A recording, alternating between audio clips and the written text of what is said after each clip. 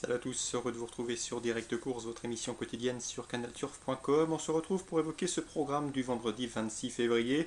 Direction l'hippodrome d'Anguin pour le tiercé quarté quintet plus. En ce vendredi, sachez-le tout de suite, nous aurons un programme chargé puisque plusieurs réunions nous sont proposées. Réunion 1 sur l'hippodrome d'Anguin avec un point d'orgue, un quintet plus.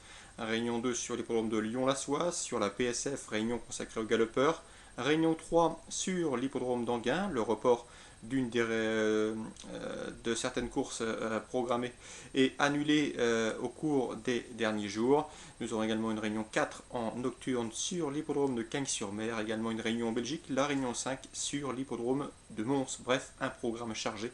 Tous les pronostics seront disponibles gratuitement dans votre rubrique pronostics. Pour revenir à ce quintet, première course du programme, départ prévu 13h35 pour ce prix de Montsalvi, une course ayant réuni des chevaux de 6 ans, exercice de vitesse puisque nous aurons 2150 mètres à parcourir avec un départ donné avec l'aide de l'autostart. Dans cette épreuve, je pense qu'il faille racheter deux chevaux qui ont laissé toutefois des regrets en dernier lieu, mais ils ont le potentiel pour briller en pareille société, à commencer par le numéro 2, Kenavo du Vivier. C'est un cheval qui avait triomphé de plaisante manière dans un lot de meilleure facture à Vincennes. En dernier lieu à Anguin, il s'était lancé au galop. Il faut impérativement le racheter. C'est un cheval qui finalement a assez peu couru. Et même s'il n'est pas vénard dans les quintets, deux courses pour lui dans les quintets pour autant de disqualifications, eh bien il faut le racheter car le cheval a peu couru.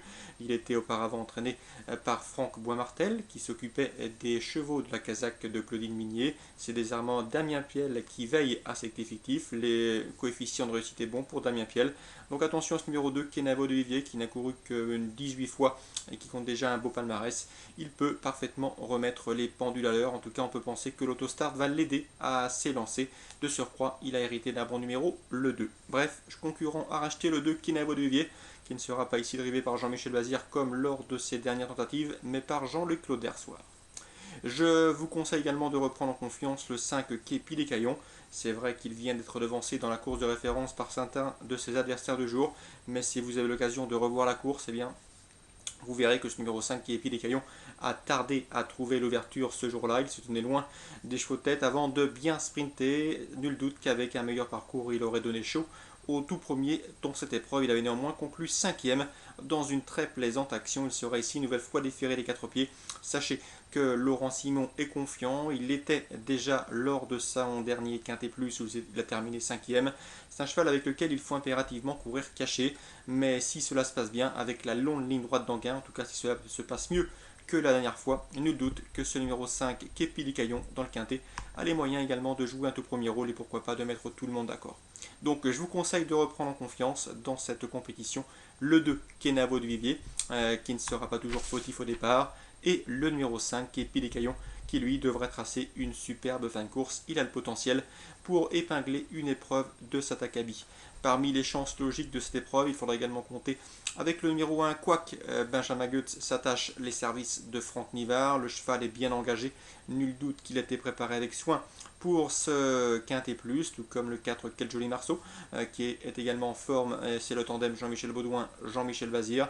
Sachez également que dans cette épreuve, il faudra se méfier du numéro 13, Kif Devilleneuve, un cheval en regain de condition qui a été programmé pour réaliser également une belle campagne 2010. En tout cas, il n'a pas les gains en rapport avec son potentiel. Ce numéro 13, Kif de Villeneuve, malgré son numéro en deuxième ligne derrière la voiture, peut également venir pimenter les rapports. Il faut s'en méfier, il convient de s'en méfier, ce numéro 13, qui peut s'immiscer dans le quintet à une cote intéressante. Quoi qu'il en soit, les bases de l'émission Direct Course pour ce quintet du vendredi 26 février resteront le 2, Kenavo de Vivier, et le numéro 5, Képi des Caillons.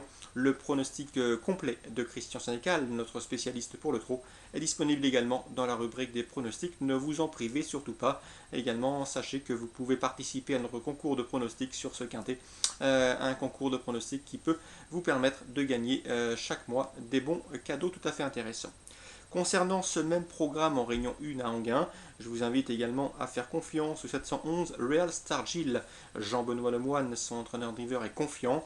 La jument est en forme, elle vient d'ailleurs de le prouver récemment. Sachez qu'elle a accumulé quelques disqualifications en début d'hiver, mais il ne faut surtout pas la condamner sur ses performances. Elle a été une fois gênée, une fois c'est Jean-Benoît qui a cherché à trouver la gagne lorsqu'elle s'est désunie. Donc il faut racheter cette jument qui est en retard de gain, une jument préservée et en tout cas gardée chaque hiver pour les meetings. Ici, elle devrait, en théorie, d'après ce que m'a confié Jean-Benoît Lemoine, disputer sa dernière course du meeting avant de partir au repos et de revenir encore pleine de fraîcheur pour une nouvelle campagne en fin d'année. Donc notons bien son numéro, c'est le 711 Real Stargil, qui vaut largement un lot comme celui-ci. C'est vrai qu'elle a des disqualifications à son compteur, mais elle n'est pas du tout fautive et sa forme est optimale. Une nouvelle fois déférée des 4 pieds, elle s'annonce à mes yeux redoutable. En tout cas, son entraîneur, driver, est confiant. Il s'agit de Jean-Benoît Lemoine. Pour cette même réunion 1 à Anguin, faisant confiance également, pourquoi pas au 506 Scarlett du Porto, Roberto Donati, dont l'écurie est en pleine forme, ses chevaux et ses pensionnaires ne cessent de briller actuellement, est confiant avec le 506 Scarlett du Porto. Pourquoi? Car en dernier lieu, elle n'évoluait pas sur un parcours de vitesse à sa convenance. Ici, ce sera le cas. Un tracé réduit qui va parfaitement lui convenir. Cette adepte des pistes plates devra également jouer un bon rôle. Elle a sa place dans un trio.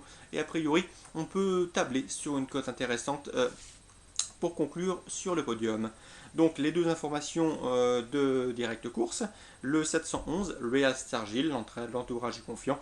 Attention également au 506 Scarlett du Porto, c'est vrai qu'il y a un lot somme toute de qualité, mais le 506 Scarlett du Porto évoluera sur un tracé réduit à son entière convenance, méfiance, méfiance.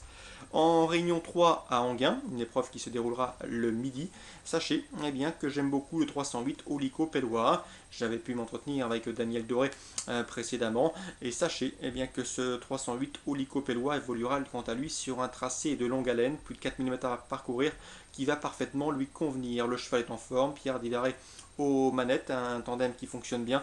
Donc le 308 Olico Pellois devrait une nouvelle fois terminer très vite, et avec la longue ligne droite d'Anguin, cela va favoriser ses intérêts.